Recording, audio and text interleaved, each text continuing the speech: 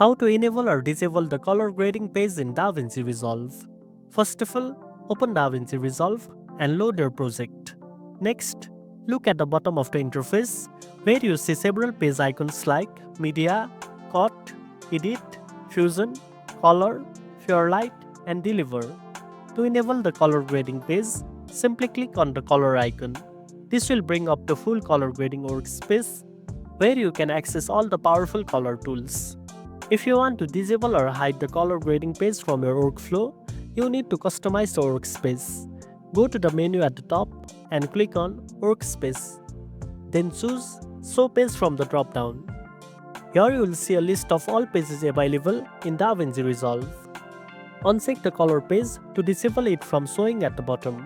Once unchecked, the color icon disappears from the page toolbar, effectively disabling quick access to the color grading workspace. If you ever want to bring it back, just follow the same steps and check the color page again. This method lets you streamline your workspace based on what you need for your current project. And that's it. Now you know how to enable or disable the color grading page in DaVinci Resolve.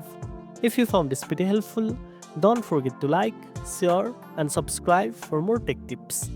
Thanks for watching, and I'll see you in the next one.